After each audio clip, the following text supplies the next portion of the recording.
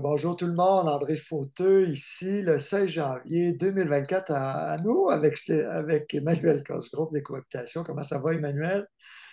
Hein? Ouais, c'est. Ah ouais? Ouais, OK. Je pense qu'il n'est pas content d'être à Montréal. Ouais, c'est plus ça. C'est à Montréal. Ouais. Écoute, j'ai toutes sortes de sujets hivernaux et printaniers dont j'aimerais t'entretenir. Entre autres, on parle de parements de bois extérieur. Si tu devais en installer un, ce serait du bois massif ou du bois d'ingénierie et pourquoi? Euh, Moi, j'installe que du clin en bois, en vrai bois. La question, c'est ce que je ferais chez nous, là. C'est que du vrai bois, généralement à l'horizontale, parce que à la verticale, tu as plus de problèmes d'infiltration, c'est plus cher. Euh, Pourquoi c'est plus cher? La pose? Plus compliqué? Ben, c'est quand on achète des revêtements toutes faites, là, comme Maybach et compagnie, Ouais, c'est ça. euh, il y a beaucoup plus d'usinage pour faire les revêtements verticales. Souvent, c'est des noms comme contemporains, etc., là. Le clin à l'ancienne, en fait, c'est un 2 par 6 là, taillé en diagonale, en angle.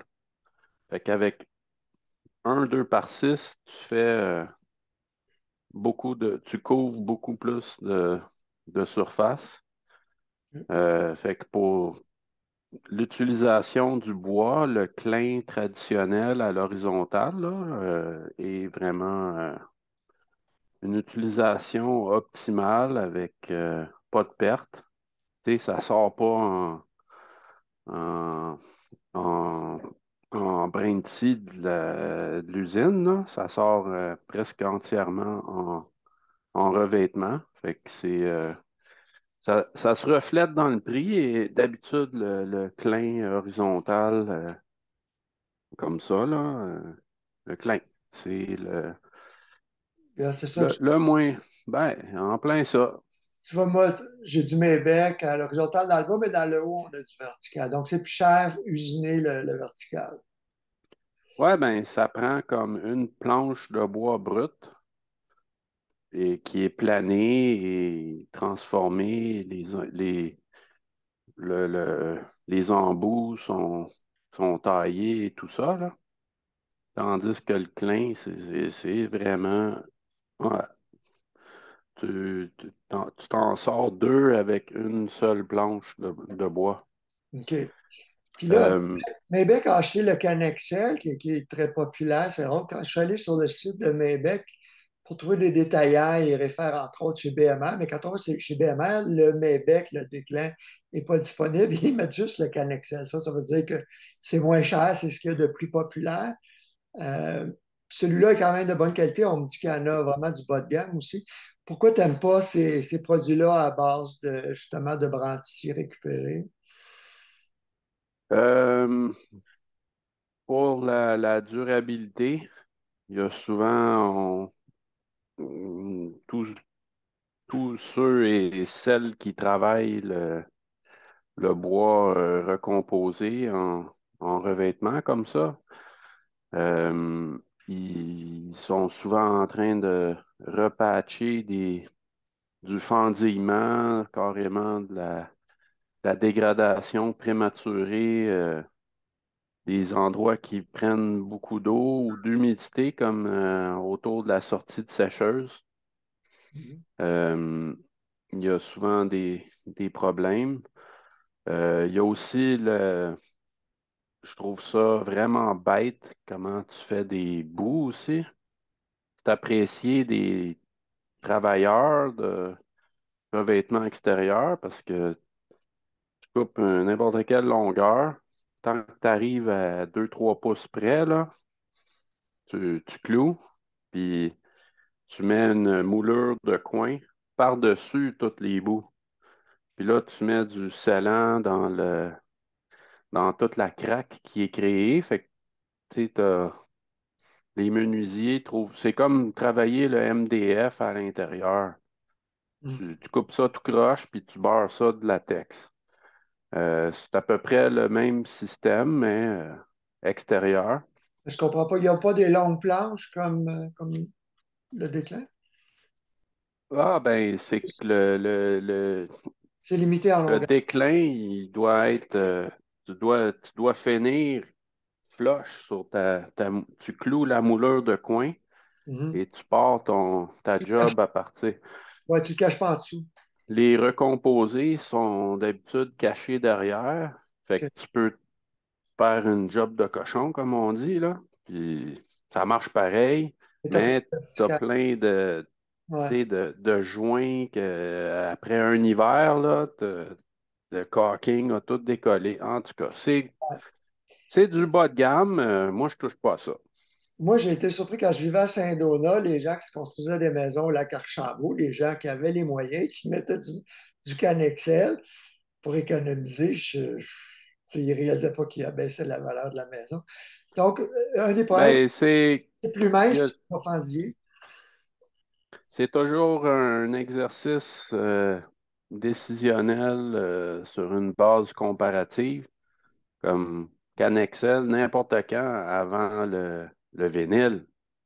Ouais, c'est un peu mieux. C'est des municipalités, par exemple, où on a eu des gains de cause, là, où on a comme interdit l'utilisation de vinyle dans un quartier.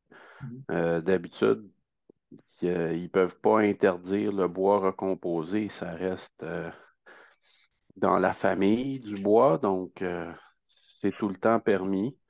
Mais Ouais. ouais, c'est sûr que c'est moins cher que le vrai bois. Ça va Mais durer moins longtemps. D'après toi, c'est combien d'années typiquement que ça va durer? ben, je pense qu'il y a des endroits sans exposition à l'eau. C'est surtout l'eau.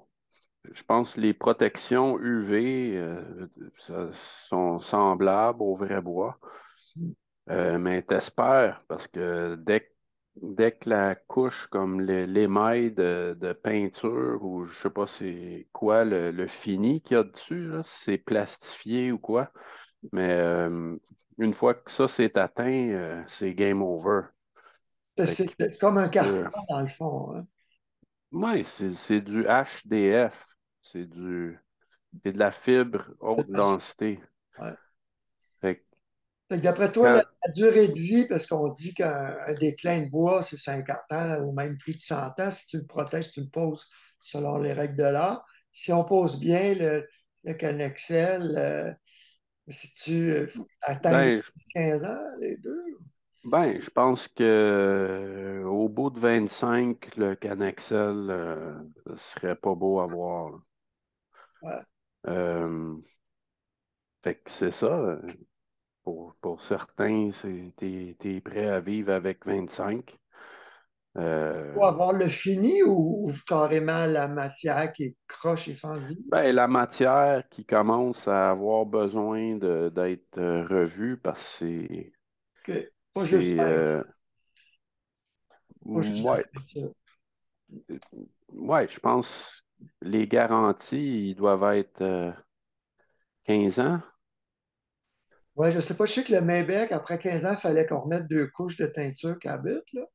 Puis Ouais, ça faisait une extension jusqu'à 30 ans. Ma maison a 25 ans, puis j'ai eu juste quelques planches, là, une posée trop basse, l'autre au niveau de la cheminée, un solinage mal fait. L'eau rentrait au lieu de sortir, là. Mais il est quand même assez beau après 25 ans. Ouais. ouais, c'est pour ça peu importe le type de revêtement, on recommande toujours les bonnes pratiques d'arrêter à plus d'un pied du sol. Ouais, ils disent au moins 8 Au- pouces, mais à un pied, c'est encore mieux. ouais, le code, c'est 6 pouces, je pense, Ah, ou c'est 8. 8. Non, c'est 8, ouais. Fait que les bonnes pratiques, c'est 12 Ouais, parce que l'éclaboussement de la pluie là, contre le sol, qui va souvent même salir les revêtements, ouais. c'est un pied et plus, là. C'est pas 8 pouces. C'est ça. Puis on recommande évidemment le guide des meilleures pratiques d'installation du revêtement extérieur en bois massif de Secobois et FP Innovation. À partir du moment Ouais, où on absolument. fait ça, euh, au niveau des finis, bon, j'ai vu que toi, tu aimes, bien les produits Livos. Je ne sais pas si c'est juste pour l'intérieur. Pour l'extérieur, je parlais à Livosia. Ils ont des huiles naturelles, mais c'est à rafraîchir aux 2 ans si tu es franc-sud ou très exposé, ou sinon aux 4-5 ans. Ça fait quand même pas mal de main-d'œuvre et de matière. Puis Luc Muldermans me disait que ça peut noircir l'huile. C'est-tu préférable l'huile naturelle ou la teinture acrylique, latex opaque comme le Maybec et autres?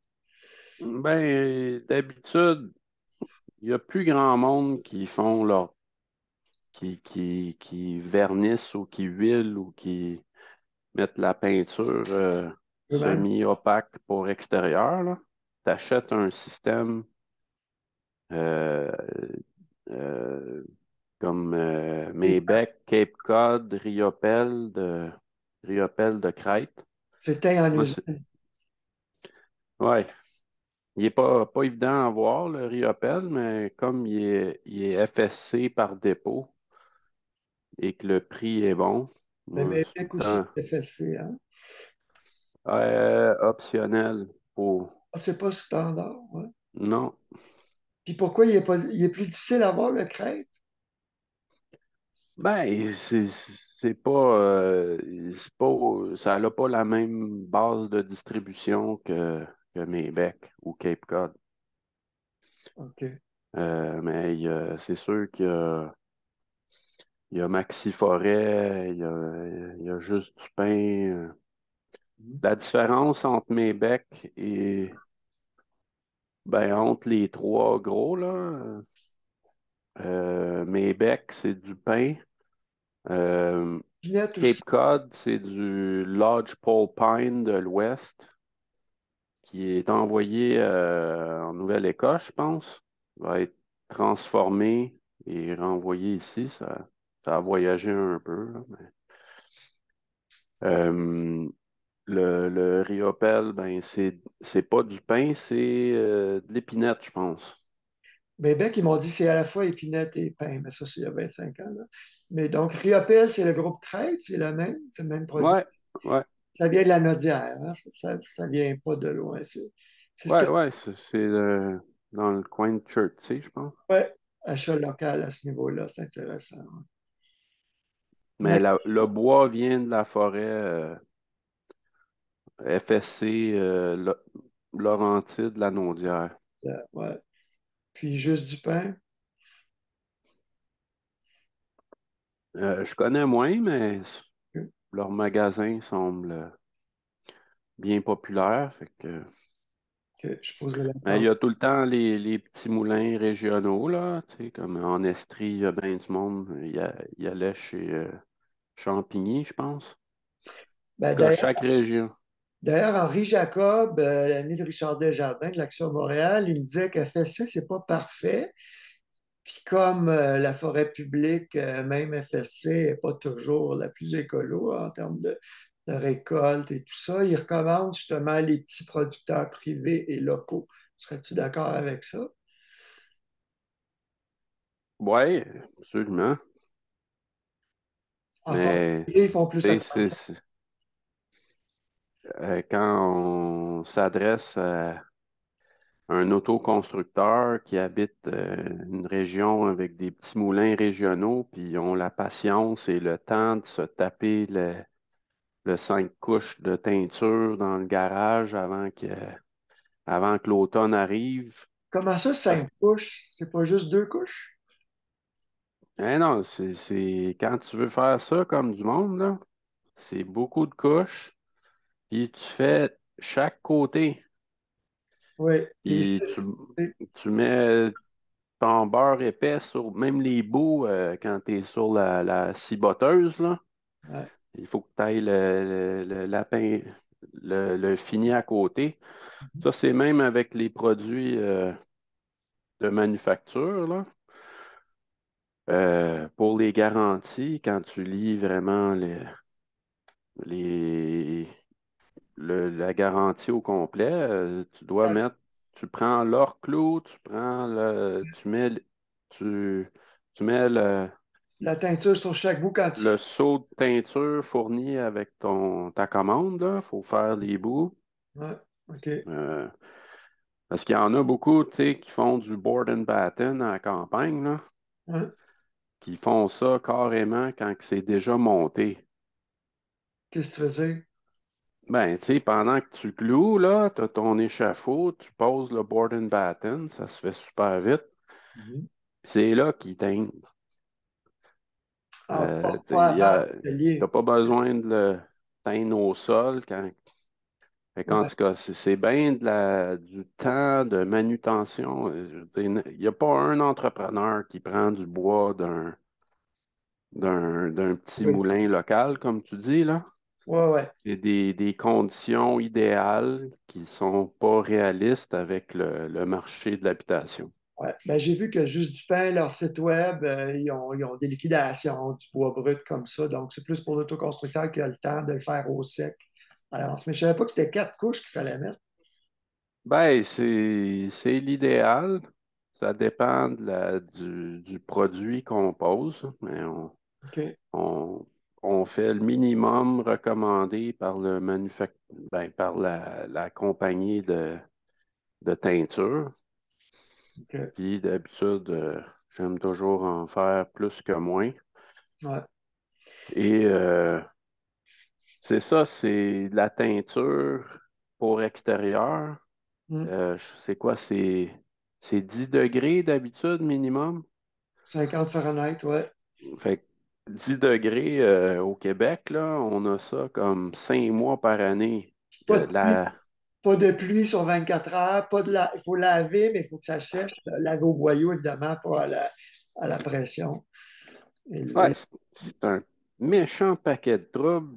Ça prend presque un abri tempo Ouais. posé à l'extérieur, tu sais, puis de mai à septembre. Ouais, quand tu es Euh, pressé, ouais, en plus. Ouais. Ben, je te reviens avec la question. Qu'on veuille le faire soi-même ou acheter de l'usiné, est-ce que tu irais pour une teinture à l'eau opaque ou de l'huile naturelle pour le vertical? euh, pour je pense, c'est une question de goût au niveau esthétique rendu là, là. C'est pas Je plus pense d'entretien. L'huile naturelle, c'est plus d'entretien. C'est pas bon pour 15 ans, par contre. ouais, je pense que ça vieillirait vite au UV. Il n'y aurait pas les mêmes protections chimiques contre le rayonnement du soleil. 2 ans selon Fait que, l'IVOS. C'est pas ouais, donné non plus. Ça vient d'Allemagne. C'est un super beau produit, mais c'est pas donné. Puis c'est beaucoup de travail. Mm. ouais, moi j'ai toujours utilisé les produits qui sont utilisés par ton fabricant de revêtements, puis continuer Mm. 15 ans après, quand il faut que tu remettes une couche, là, Ouais, la cabine. ben, tu continues avec le même produit Ouais, recommandé. c'est ça, la cabine que je mets, moi. Je suis dû pour mon côté S là, face au lac. Ça commence à être pâle là, depuis 10 ans qu'on l'a fait. OK. C'est parce que tu as beaucoup d'exposition UV. Oui, parce qu'au sud, j'ai un grand pain. Mes panneaux solaires, le midi, perdent le soleil, là. Puis j'ai quand même des petites corniches de 2 pieds. Puis au-dessus de ma porte patio, j'ai une grosse corniche où j'ai mes panneaux solaires. Fait que le sud souffre moins que le côté du lac, ouais. Puis qui est plus exposé avec le pignon, là, il reçoit la pluie plus fort. Quand je sors sur le balcon de ma chambre, là, je trouvais qu'il était pas mal pâle. Fait que je vais recommencer l'été prochain, un côté à la fois.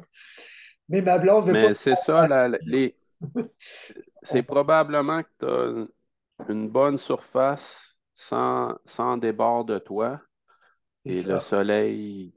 tape dessus comme à temps plein. Comme ici, tu vois, Fait à que, l'ouest, on le voit déjà qu'il est plus pâle. Dans le haut, ça, c'est le côté ouest. Puis l'horizontal est plus foncé, c'est pas pire, hein? Tu vois vraiment. c'est le même fini, ça? Oui, on l'a fait après 15 ans. Ça fait 10 ans qu'on l'a fait, le même. Toute la maison au complet avec deux couches avec un professionnel. Puis tu vois qu'il y a vraiment pâli hein, dans le haut parce qu'il y a de l'ombrage dans le bas davantage. Ouais, Ouais. c'est frappant, effectivement. Je l'ai jamais remarqué, mais ça, c'est l'ouest, donc le côté est, c'est la même chose. Fait que c'est les deux côtés que je vais être obligé de faire. Mais ma blonde ne veut pas que je monte là, mais à moins que je me loue un échafaud, là, un échafaudage, mais c'est une grosse job. Je vais en faire un petit peu, mais on va payer des pros pour ça. Le temps file. J'aimerais te parler aussi de deux choses. Le nouveau climat, je demandais à Marco Lassalle de l'APCHQ, directeur technique, pourquoi c'est juste 4 des maisons neuves qui sont certifiées homologuées par le programme Nouveau Climat du gouvernement. Et tandis qu'il y a quelques années, en Ontario, Air Quality me disait que c'est 21 des maisons neuves en Ontario qui sont certifiées Energy Star. C'est quoi la différence? C'est juste parce qu'ils ont des plus gros constructeurs, ils en font plus? Peux-tu m'expliquer ça? Euh, Au niveau des programmes, là, faut vraiment écouter les entrepreneurs. Il faut faire des choses qui vont pas les offusquer. Euh, Nouveau climat, on fait des moves en s'inscrivant avec le BNQ, là, le Bureau de normalisation. Il y a eu des petites couches administratives qui ont fait déborder le verre. Ben, je sais qu'il y a eu des problèmes, mais Marco, qui a construit, lui, beaucoup de maisons Nouveau Climat, il ne comprend pas qu'aujourd'hui, il dit c'est un formulaire à remplir, c'est pas compliqué. Dernièrement, tu as encore des échos. Quel genre de problème qu'ils ont, les constructeurs? Ah, ben, faut que tu sois accrédité. Tu as comme des étapes d'inscription, là. C'est probablement euh, dans le temps, là, c'était beaucoup l'Est du Québec, à partir de Québec, où il y en avait beaucoup, où tu sais, les fameux groupes select, là, étaient très présents. Euh, et au Nouveau Climat 2, tout ce groupe select-là de l'Est du Québec l'ont laissé tomber. Ils n'ont pas apprécié les changements. Comme quoi, par exemple? Ben, il y a eu certaines aventures vers un peu des exigences de lead au niveau du débit de plomberie, par exemple, puis d'avoir des matériaux, des isolants contenus recyclés. Ça n'a pas passé. Ils ont dû laisser tomber. Il y a eu plusieurs, je dirais que c'est des irritants, soit dans les exigences ou dans l'administration, Mais qui ça, ont ça fait fait. plusieurs années, là. C'est les fameux pick lists de matériaux écolos, qualité d'air, tout ça, de R2000 qui date de 94, que Nouveau Climat, c'est en 2012, je pense qu'ils ont amené ça, puis que ça a été rejeté. Mais aujourd'hui, y a-t-il des raisons qui fait que c'est trop lourd pour un entrepreneur de faire du... Ben, j'imagine qu'on était rendu à peu près comme Energy Star en Ontario, comme un 15-20% des mises en chantier avant le Nouveau Climat 2. OK. Et Nouveau Climat grossissait, tu sais, ça gagnait des fidèles d'année en année. Tout à coup, un changement, pof, ça a tombé en bas de 5 et ça l'a jamais Mhm. repris. Ouais. Fait que c'est pour ça que je te dis que les irritants du passage aux deux, ils n'ont jamais su monter la côte. Même, même lead qui paye rien, qui coûte de l'argent pour payer les inspecteurs quand Nouveau Climat est tout payé et en plus de te donner une subvention là, à toi comme entrepreneur et à l'acheteur, au client. euh, on se demande pourquoi que il n'y a pas plus d'adhésion, mais je pense que Lead doit dépasser le Nouveau Climat déjà en termes de Ah, ouais. pourcentage de portes mises en chantier. Fait que, Ouais. euh, c'est étonnant parce que Ça en a fait combien c'est l'emploi? ça, c'est des. Quand Combien, Écohabitation combien a de le mandat, ouais, financement? juste pour finir là-dessus, quand Écohabitation a des mandats de développement de programmes, d'habitude, on s'assoit en focus group avec des entrepreneurs. On demande, puis, vous réagissez comment si vous devez faire telle étape ou telle, utiliser tel matériau. Puis, est-ce que qu'est-ce que ça vous dit? Puis quand on voit que, wow, il y a de quoi qui fait réagir fort, ben on redesign le programme autour de ce qui passe bien, puis qu'on laisse tomber des formalités qui, qui fait qu'on perd de l'adhésion. Fait qu'en tout cas, Nouveau Climat, je pense que ça serait même dû là, pour qu'il soit revisité et que c'est pas que les constructeurs sont pas intéressés par l'efficacité énergétique. C'est beaucoup ouais, d'amener le programme à l'ère de, tu sais, l'automatisation, l'informatisation des processus, là. Puis, je veux dire, le gouvernement comme Écohabitation, maintenant pour Lead, là, c'est des formulaires d'inscription. Tu demandes un- une proposition en ligne. La proposition est automatiquement dans notre système de CRM. On sait tout à propos d'un dossier et notre CRM gère les dossiers. En tout cas, faut. Nouveau CRM, climat, CRM, c'est quoi? Customer Relations Management. Comme quand tu appelles Bell Canada, là, ils savent que tu as C'est été branché telle date puis que tu as changé de forfait. C'est des systèmes de relations clients. Nouveau climat, c'est ça. Il n'y a pas de représentant qu'on peut appeler là, pour dire, hey, il y avait aussi les évaluateurs qui étaient les inspecteurs Nouveau climat qui allaient chercher beaucoup d'adhésion dans leur territoire. Mhm. Parce que c'est eux qui inspectaient, puis on développait des relations d'affaires avec nos inspecteurs qu'on ne payait pas parce qu'ils étaient payés par le gouvernement. Mais c'est des chaises musicales, les territoires d'inspection, parce que ça passe par SEAO, puis des fois c'est quelqu'un, des fois c'est quelqu'un d'autre. Ça a dépersonnalisé beaucoup le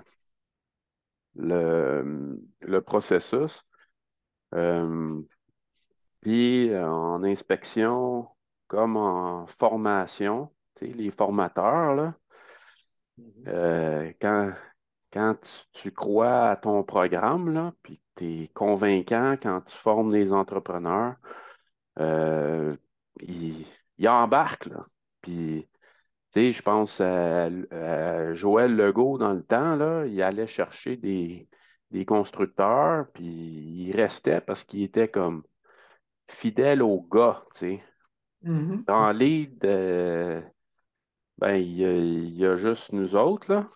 Puis les gens sont fidèles, puis ils reviennent à chaque cabane, ils veulent encore, à chaque multi, là, ils reviennent pour certifiés à nouveau, puis ils connaissent la routine.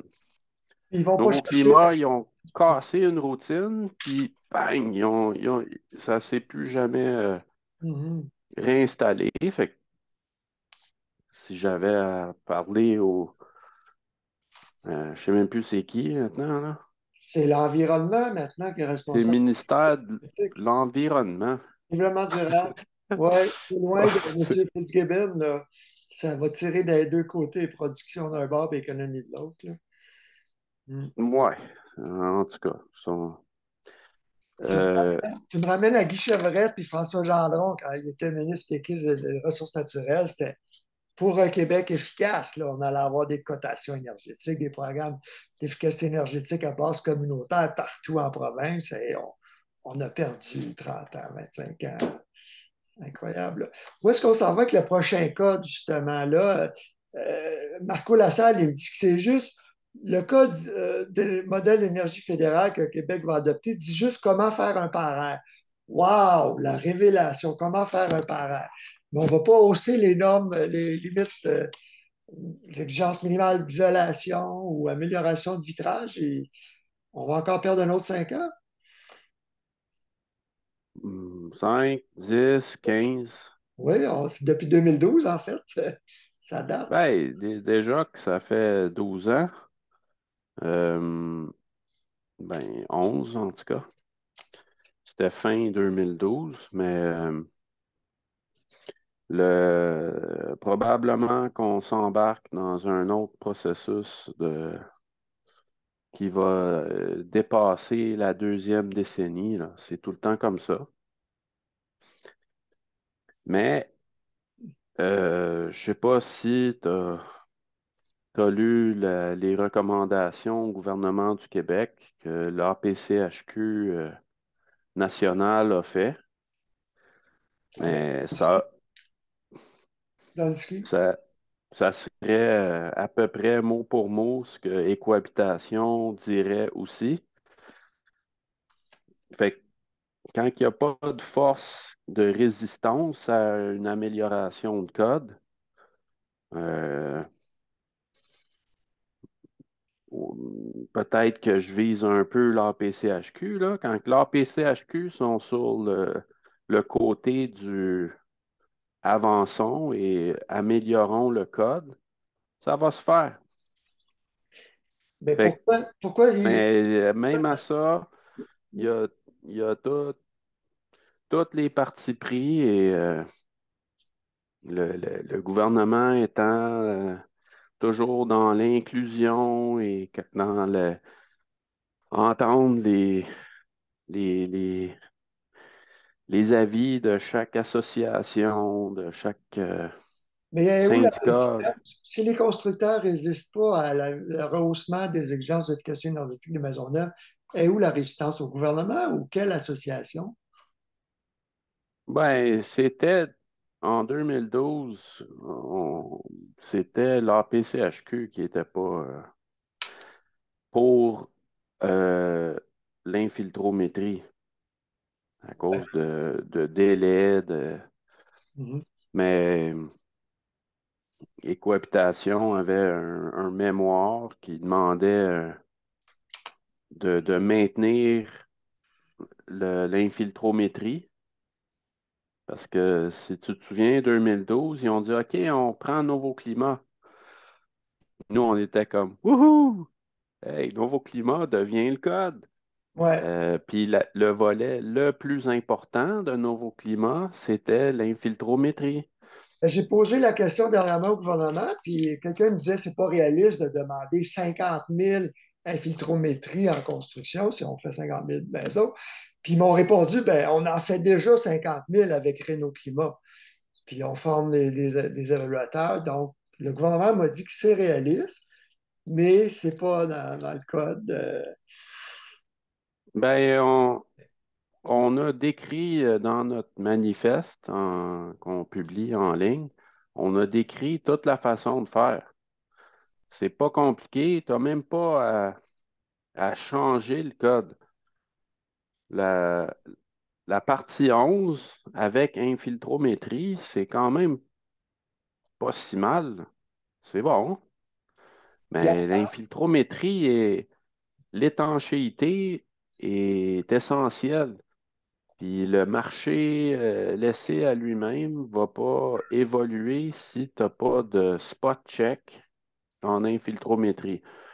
Fait que ce qu'Écohabitation recommande au gouvernement, c'est que l'infiltrométrie soit faite sur une base d'échantillons. Ça peut même être un évaluateur ambulant là, qui fait l'ensemble du Québec mhm. euh, et qui suivent la GCR avec les entrepreneurs et avec leur système de cotation. Puis que pour de la construction neuve, ta cote euh, OK. qui dit que tu as besoin d'être inspecté souvent ou pas. Euh, Quand on construit très étanche ou très bien, on n'a pas la GCR sur le dos à chaque projet, là. OK. Quand on est des cas à problème, ben, ils vont nous écœurer souvent. OK. Fait Donc, que, pas besoin de changer la réglementation. pas du tout. C'est juste d'exiger que les maisons neuves Soit. aient un contrôle qualité sur l'étanchéité et le respect de la partie 11. Oui, parce que le code le dit déjà que ça doit être étanche. Oui, OK, je comprends. Ça le dit, mais il n'y a pas de Inspection. contrôle. Oui, OK. Fait que la GCR a maintenant tout ce qu'il faut pour contrôler la qualité de l'étanchéité. Ils l'ont jamais fait. Donc, on dit que tu es même à 1% d'échantillonnage, que les cas à problème qui construisent encore des passoires, ils seraient identifiés avec des pénalités de toutes les sortes là, au OK. niveau de la GCR. Euh, Fait que c'est ça, c'est comme l'impôt, là. Il y a quand même un certain respect en cas de risque que tu te fasses inspecter. Fait que l'étanchéité, construire des passoires, c'est comme une fausse déclaration à l'impôt. Tu veux pas être pogné avec ça. Puis, euh, c'est pas quelque chose qui coûte cher ou qui est problématique. On pense que ça devrait être instauré dès maintenant. OK. Comme ça, on pourrait cocher la case dans notre manifeste, là, et enlever cette demande-là une fois pour toutes, Mais c'est parce que ça incroyable. fait Moi, tu sais, 15 ans qu'on dit ça prend les contrôle qualité, étanchéité, Maisonneuve. parce que les pauvres consommateurs ne réalisent pas, c'est pas juste les coûts de chauffage et le confort, c'est la moisissure, la pourriture. Pourriture, ouais, c'est le, ouais, tous les problèmes liés, ben, l'air sec aussi, hein. Oui, c'est ça. Oui. Effet de cheminée, l'air sec, Ouais. grippe, Hey, tu t'en viens à mon prochain sujet, les grippes en hiver, c'est l'air sec, mais c'est les poêles à bois aussi, hein, les foyers. Je ne sais pas si tu savais, il y a 9 États, c'est pas la première fois, c'est la deuxième fois depuis 2015 que 9 États poursuivent l'EPA parce que le programme de certification des poêles et foyers est complètement bidon. Même en 2005, la Nouvelle-Zélande voyait que ce qu'ils estimaient être les réelles émissions, c'était 4 à 5 fois plus élevé quand ils mesuraient. Là, on voit qu'il y a Québec et Montréal qui veulent, bon, il y a des subventions à Québec, la ville, ils veulent se débarrasser d'ici 2026 en septembre à Québec, puis 2030 à Montréal, tous les vieux appareils non homologués. Là, on voit que même les homologués émettent beaucoup plus. Puis, si tu réduis ton amener d'air, c'est l'enfer. Là, tu ne brûles pas tes gaz, ça pollue beaucoup plus. La question est qu'on doit interdire le chauffage au bois dans les villes? Ma question que je vais te poser, c'est est-ce que ça devrait être Québec qui agit plus que les villes à la pièce avec des règlements contradictoires. Ouais, bonne question. T'es chanceux que j'ai eu la chance d'y réfléchir en parlant à plusieurs émissions de Radio-Canada et aux, aux gens de rédaction d'Écohabitation parce qu'on est à veille de publier notre positionnement sur le chauffage au bois. Mm. On n'a pas touché à la polémique des protocoles de test EPA, là. C'est sûr que le bois, c'est une combustion qui a plein de cycles là, dans sa. Tu sais, quand que le feu brûle bien, mais à l'allumage, là, t'as beaucoup d'émissions, pas juste Oui, à dehors, laboratoire, mais à l'intérieur. Euh, on mesure quand c'est c'est clair, en laboratoire, le c'est test se fait quand la combustion est chaude, c'est ça, pas au démarrage puis à la fin, hein. c'est ça. Fait que oui, il y a sur le cycle d'un feu, là, il y aura toujours des moments, peut-être que les protocoles devraient être revus et le fameux 2,5 grammes à l'heure euh, devrait être fait sur le du début de l'allumage jusqu'à temps que ça dégage plus de chaleur, comme le cycle complet de. Je pense que c'est impossible, en fait, d'être si bas quand le feu couvre à la fin, entre autres, c'est là qu'il y a du monoxyde. Mais la grosse question, c'est dans les villes, pourquoi est-ce que Québec interdirait pas, on va en 2030 interdire tout ce qui n'est pas certifié? Je demandais à quelqu'un qui disait, tu sais, c'est moi mon foyer, je peux le remplacer. Ça fait 25 ans qu'il est là, il est pas mal plus cher aujourd'hui, mais il dit, il y a des poils à payer à 2000 $, 1900. C'est pas la mer à boire, surtout si tu donnes une petite subvention aussi. Est-ce que ça Ouais, serait réaliste de tout remplacer en 10 ans, par exemple, ou en 5 ans? je pense que oui. Oui, c'est réaliste. Les 1400 décès là, de Santé Canada, Oui, euh, au Québec. je pense, au Québec, là, je pense Hmm. on pourrait questionner les méthodologies utilisées dans cette étude-là aussi, parce que le data date d'environ 10 ans, quand il y avait ouais, probablement beaucoup plus de combustion euh, qui était non fermée, combustion ouverte. Je pense que les gens sont de plus en plus conscientisés du fardeau énergétique et santé publique de la combustion de bois ornementale. Et cohabitation serait complètement pour une interdiction de chauffage au bois ornemental. Quand on parle de politique pour améliorer la qualité d'air, il faut s'adresser au chauffage au bois où il est utilisé de façon comme chauffage principal. Ben, je veux qualifier c'est quoi, ben, pour expliquer aux gens c'est quoi les foyers décoratifs ornementaux. C'est quelque chose qui va juste servir à l'occasion pendant 3 heures. Là, c'est des grosses boîtes à feu avec des flammes spectaculaires. Mais il y en a qui sont qualifiés EPA, qui sont propres et selon, c'est drôle, c'est aucun lien de parenté direct, Jean-François Fauteux de Coval, le distributeur. Lui, il me dit que c'est plus applicable. En fait, on n'aurait pas dû interdire ça à Québec, entre autres, parce que dans les condos ou pour les gens à mobilité réduite qui ne chauffent pas souvent au bois, il y a beaucoup de gens qui ont des petites maisons très performantes ou des condos qui ont des vieux poêles, même certifiés ou pas certifiés, mais par exemple trop puissants, qui vont surchauffer un petit logement ou une petite maison. Donc, ils étouffent l'amener d'air. Et ça pollue beaucoup plus qu'un nouveau foyer décoratif qualifié EPA, utilisé à l'occasion. Je ne sais pas si tu étais au courant, puis ce que tu en penses. Il y a, quand on parle de plus de 1000 décès annuels, là, euh, c'est pas, c'est pas un petit dossier de santé publique. C'est comme le radon. Puis On fait plus les un exposants. foyer décoratif est justement ça.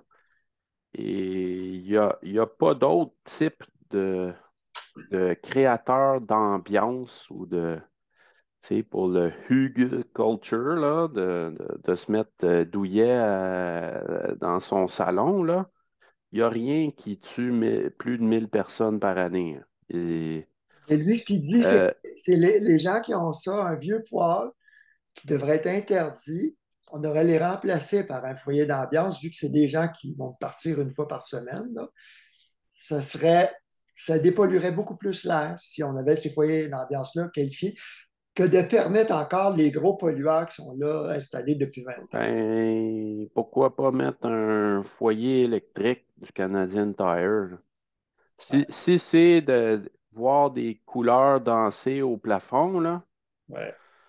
dans ton condo à Tremblant le vendredi soir, quand tu arrives, là, ben, mets un foyer électrique.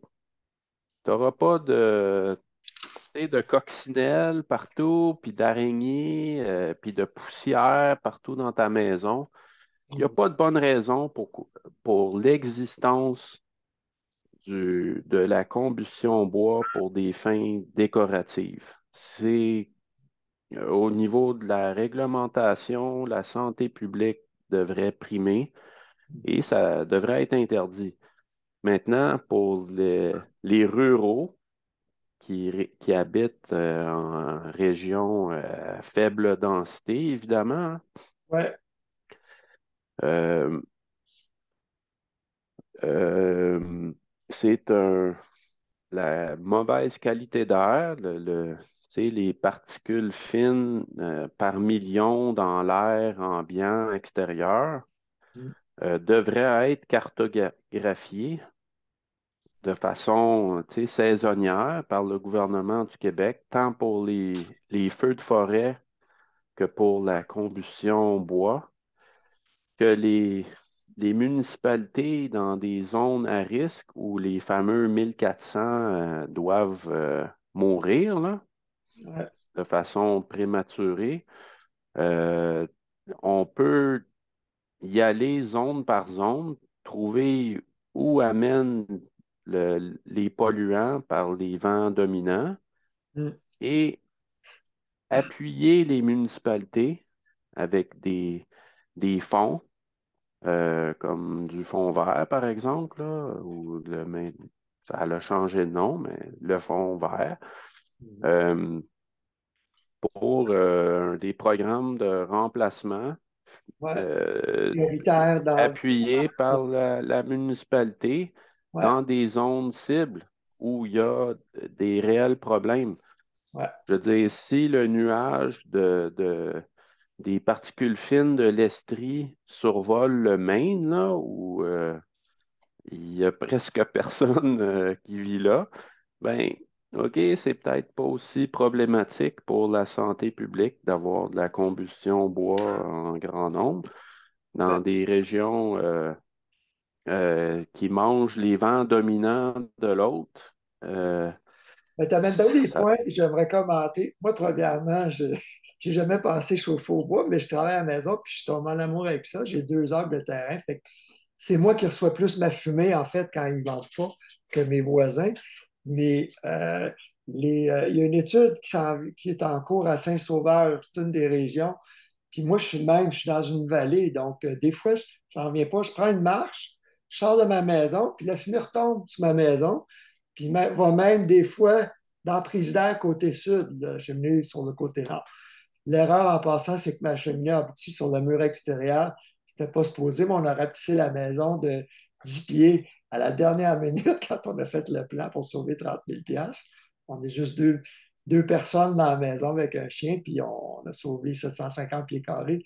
J'étais content, mais là, je suis pris avec une cheminée qui a beau être air 30, mais quand j'ouvre ma porte, j'ai un petit peu de fumée qui rentre quand je mets ma bûche. Il faut que j'ouvre une fenêtre. Mais ça pour dire que j'ai écrit depuis des années sur le fait que ça tue les gens. C'est autant que le radon, si Santé Canada, comme tu dis, ça date un peu. Là, il y a moins d'appareils polluants, mais il faut agir. Moi, je pense dans les villes, tu as parfaitement raison. Cibler. Donc, la campagne et l'urbain où il y a beaucoup de chauffage au bois. C'est une compétence municipale, c'est clair, mais les municipalités n'ont pas les ressources nécessaires pour faire du monitoring de qualité d'air à des points, puis de comprendre un peu le nuage de particules fines là, qui peut être si dangereux dans le fond. Ouais. Ça, c'est intermunicipalité, là. Ça peut être une Oui, pochette, un petit bassin dans une même municipalité, mais un nuage qui souffle d'une municipalité à l'autre. C'est pas aux municipalités de payer des scientifiques de tests et de. c'est C'est pour c'est ça que vraiment Québec. Québec Et, doit faire l'étude, ouais. Puis on le voit sur et, la 15, on voit de la neige artificielle puis de la fumée. Quand on roule sur la 15 à Saint-Sauveur-des-Monts et Laurentides, c'est un gros problème. Mm. avec les systèmes d'automatisation, euh, comme Je rénove Éco, qu'on développe pour déployer des bonnes mesures santé ou environnementales partout au Québec, qui est un outil pour municipalités de subventionner ou qu'on adopte des bonnes pratiques sur leur territoire, ben, on peut facilement gérer un programme de remplacement d'appareils combustion bois via Je rénove Éco, où on valide le modèle, la marque et les cohabitations pourraient facilement dire, OK, ce citoyen-là qui a remplacé tel poêle par tel poêle, check, sont admissibles et vous pouvez leur accorder la subvention que Québec OK. vous encourage à donner et que Québec libère les fonds, évidemment, parce que des fonds propres, là, il n'y a pas beaucoup de villes qui en ont. Non. C'est rendu où, je rénove éco? Ça fait comme un an que vous êtes en rodage? Ben oui, mais c'est ça, on attend toujours que la loi euh, soit changée pour spécifier le, la compétence municipale d'accorder des prêts à ses citoyens soit reconnue par le ministère des Affaires municipales. Euh, OK. on est, on a des aides du fédéral pour partir le programme de prêt et tout, là, pour des conversions de ces systèmes au gaz ou au mazout dans un premier temps. Euh, mais c'est ça, il y a un blocage au niveau de Québec, encore une fois, sur le droit des municipalités d'accorder des prêts. Pourtant, le projet pilote s'est fait il y a plusieurs années, bien avant vous. C'était la QME, programme Prime. FIM, ouais, c'était justement des fonds propres des municipalités qui, euh, qui étaient prêtés ou donnés en partie aux citoyens qui faisaient des travaux en efficacité énergétique. Euh, Dis-moi, est-ce que tu as des politiciens comme la Fédération québécoise des municipalités, leur as-tu parlé de ça? Est-ce qu'ils poussent Québec pour avoir ce droit-là? ah oui, c'est sûr qu'on cogne à toutes les portes Est-ce que et la FQM puis l'UMQ vous ont endossé formellement? euh, ben c'est plus au niveau de l'UMQ. Euh, Les grosses villes, l'UMQ. ouais. euh, donc oui, c'est sûr qu'on on espère une décision qui permet euh, le prêt municipal. Euh, Mais Si donc, c'était de l'argent de la municipalité qui ont dans leur compte, qui ont récolté d'une façon ou d'une autre, par la vente de terrain ou un surplus de la taxation, tu sais, c'est des choses qui arrivent presque jamais dans les villes. Les villes manquent d'argent en général.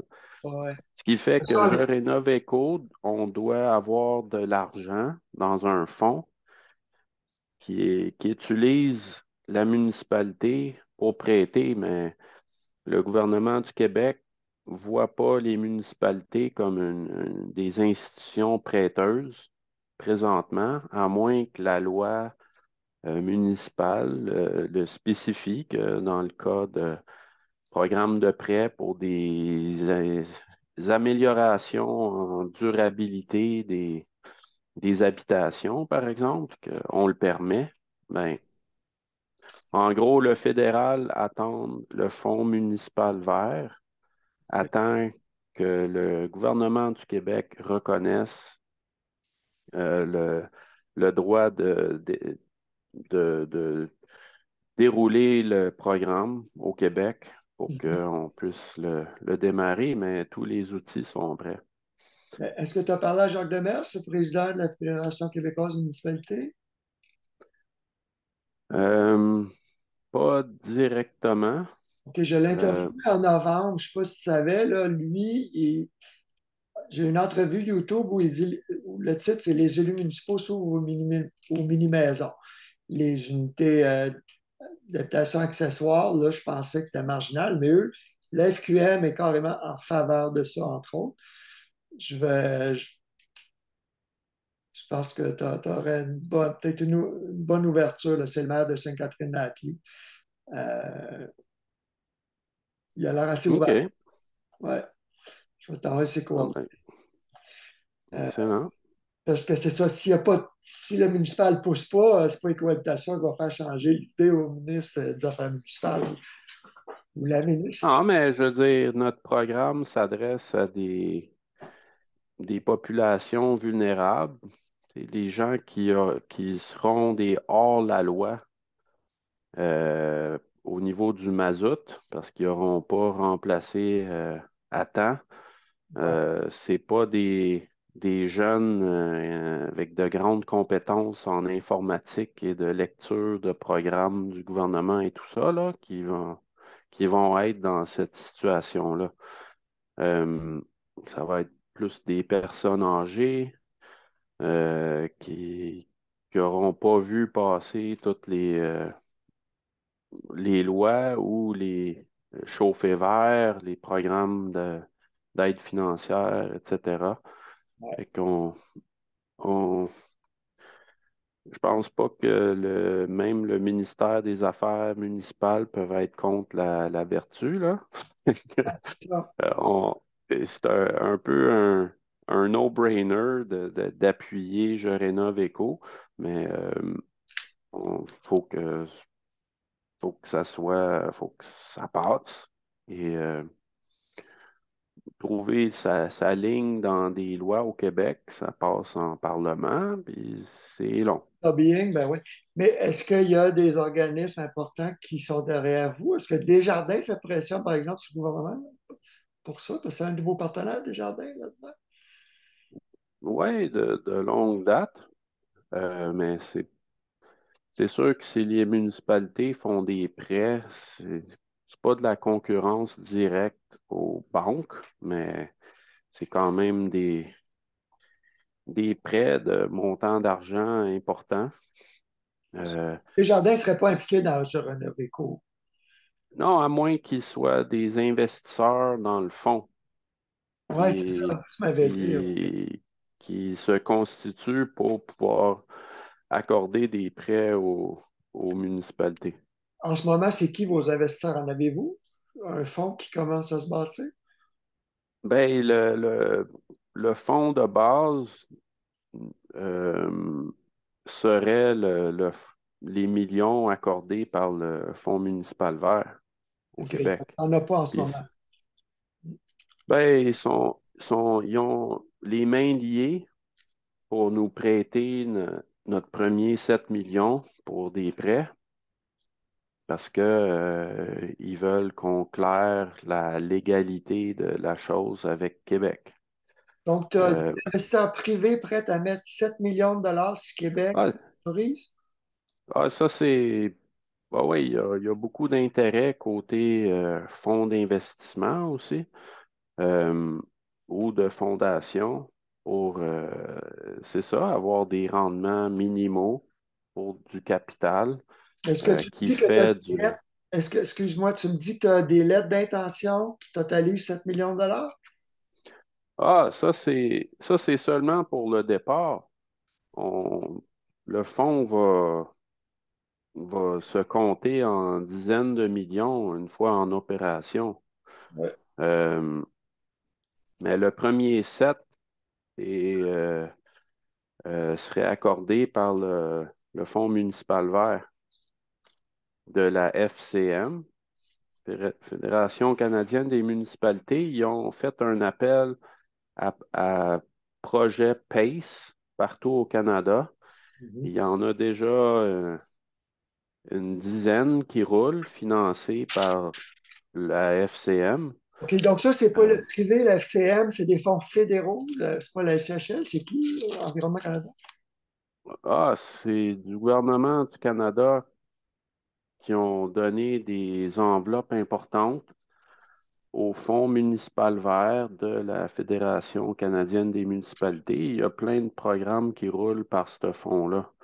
OK. Euh, mais il y a 2 ans, ils ont fait un appel à du PACE, le modèle PACE, où les municipalités prêtent à leurs citoyens pour des énergies renouvelables en général, là. OK. Euh,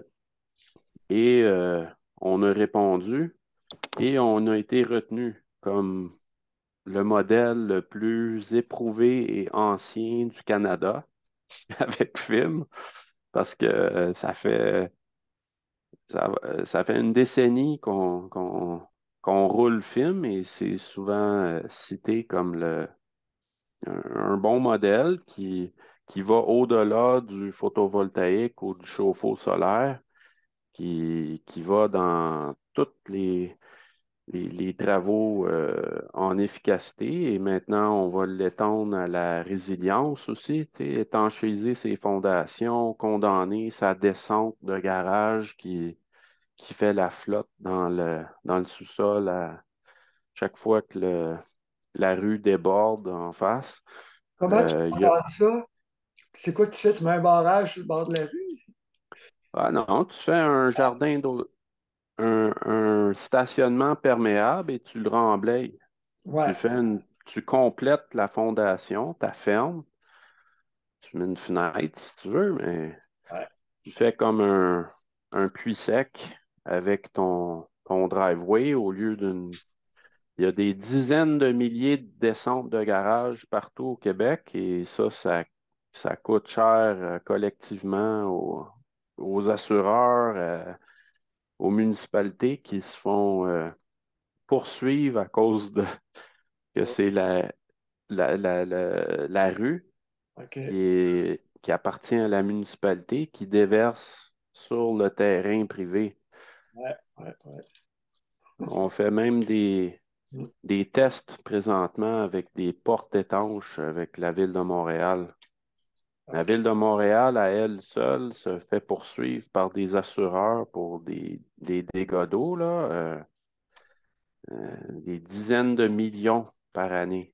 C'est les assureurs qui poursuivent la ville? Oui, parce que les citoyens réclament aux assurances après suite à un dégât. Les assurances vont, vont voir que oups, l'eau vient de la ville, donc ils repassent la facture à la ville. Ouais. La ville tente de se défendre et d'habitude, tu sais, Ben, il y a pas. l'allée qui descend au sous-sol n'appartient pas à la ville, par contre.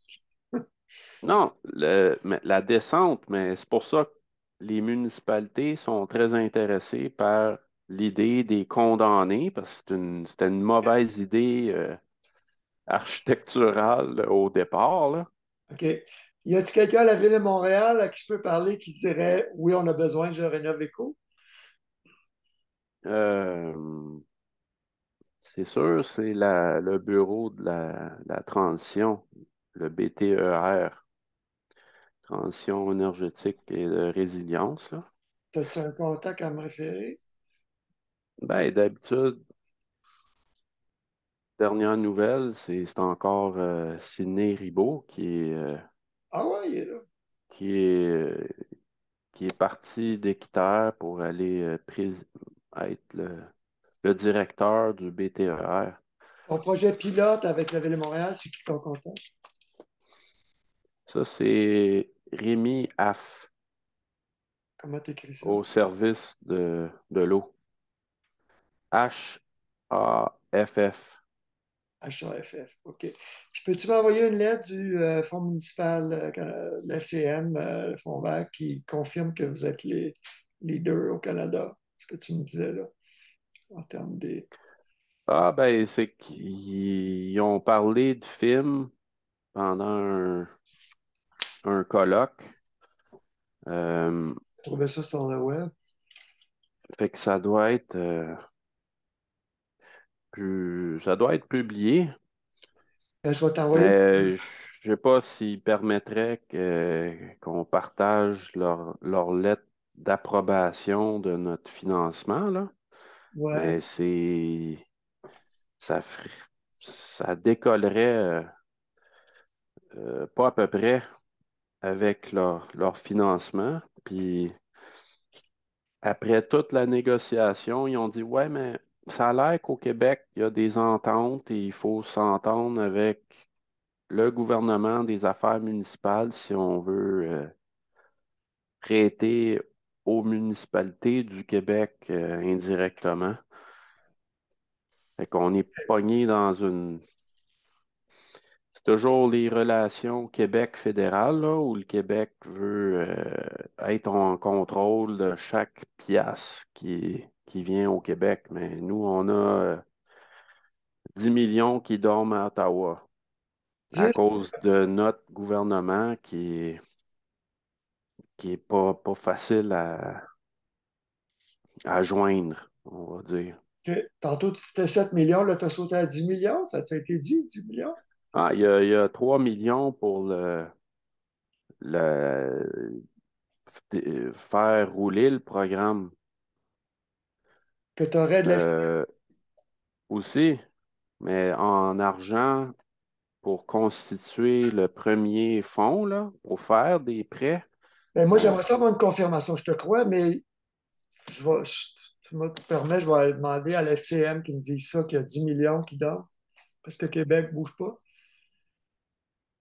je pense que oui, ils seraient prêts à vous dire qu'ils connaissent bien Je rénove éco, OK. qui ont vu film se déployer avec les années, qu'ils ont hâte de collaborer. Ça c'est certain que le Fonds municipal vert, L'argent est toi, là. tu peux demander, OK, vous avez fait un appel pour des, des, des projets à la PACE et C'est il y a quoi beaucoup la de Space? projets. Space, PACE, c'est Property Assessed Clean Energy. c'est ça. OK. C'est le modèle de chauffe-eau solaire et de photovoltaïque partout aux États-Unis, là, pour Ben écoute, c'est parfait. Moi, je trouve ça le fun. On a même dépassé notre heure. Tu me donnes toujours du bon stock. Merci. Non, t'as tout le temps les bonnes questions aussi. Fait que euh, On peut continuer on a à on bouger. n'a pas fait tout le tour des revêtements extérieurs, là, mais Oui, ben on s'entend que je c'est pense maçonnerie, quand tu as le budget, c'est la première chose. mais c'est ça. Tu vas avoir il y a aussi l'article là, qui est en Je l'ai. rédaction, je pense. Oui, oui, je l'ai, l'article où tu es cité déjà là-dessus. C'est parmi les choses en chantier. Donc, tu disais comme quand le débord de toit est très court, ben, tout se met de continuer avec du métal, hein. Tout le monde arrose leur revêtement de bois, c'est ridicule parce qu'ils n'ont plus de corniche. Ben ouais. Mais en tout cas, c'est le secret du revêtement durable, c'est pas la sorte de revêtement, La pause. c'est comment protéger le revêtement des intempéries du soleil là, par des bords de toit, des balcons, Teinture opaque au lieu de semi-transparente aussi. Ça dure plus longtemps. Ouais, ben, en gros, c'est l'architecture, c'est pas le matériau. Plus que l'opacité du fini. Ah oui, absolument. Je veux dire, le design de maison québécoise, là, tu sais, comme ça, là, avec Les trois, le, quatre pieds de pa- corniche. le perron sur les deux côtés longs, puis des bons débords dans le côté lucarne, euh, avec... Des ouais, galeries. c'était souvent de la pierre qui allait jusqu'en haut aussi, mais parce qu'il y avait souvent des cheminées aux deux extrémités. Mais entre les deux cheminées de pierre, tu avais une toiture métallique et tu avais du revêtement du déclin de pin.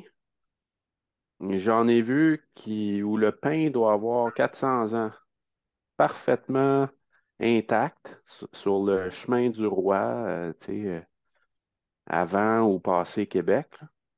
Euh, et c'est sûr, il n'y a jamais une goutte d'eau ou un rayon de soleil qui tape là, là. Fait que le bois, il a une durée de vie infinie quand il est sec, à l'abri du UV. C'est pas, t'aurais pu mettre du vinyle, puis il serait bon infiniment, là. C'est les toits puis l'architecture qui entoure le revêtement qui détermine sa durée de vie. C'est pas le type de teinture ni la qualité de pose par le menuisier. Euh, c'est vraiment une question de design architectural pour protéger ces revêtements. Parfait. Super important ce que tu dis là. Ah, Et je- les tendances, Moi, hein? ça me fascine les très vieilles maisons là, qui ont 300 ans et plus. Je suis tout le temps en train d'aller voir, puis là, je suis comme, hey, ça c'est du revêtement d'origine. Tu vois les traits d'ici, là, avec à la main, là. Pas de machinerie à gaz là-dedans. Ouais. Puis c'est ça, c'est d'origine, puis c'est encore parfait. Puis là, tu checkes, ah ben c'est sûr, il y a des chaises sur le perron devant, là. Il a jamais reçu une goutte d'eau, ce pain-là, là. Fait que c'est clair qu'il t'offre.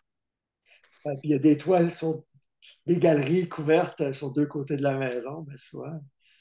Hmm. Ouais, puis ils sont peut-être tachés de nicotine, là, de la pipe du vieux monsieur qui se berçait là sur le perron, mais il n'y a pas d'eau en tout cas. C'est bon. OK, mon Manuel, écoute, comme je te dis, je pensais qu'il faut qu'on fasse ça tous les mois. Bon, ben, quand tu veux, là, tu m'envoies un petit mot. Hey, peux-tu parler de telle affaire? C'est beau. D'habitude, je suis libre. On s'amuse tout le temps. Ouais. All right. OK. Attention à toi. À bientôt. Bientôt. Salut.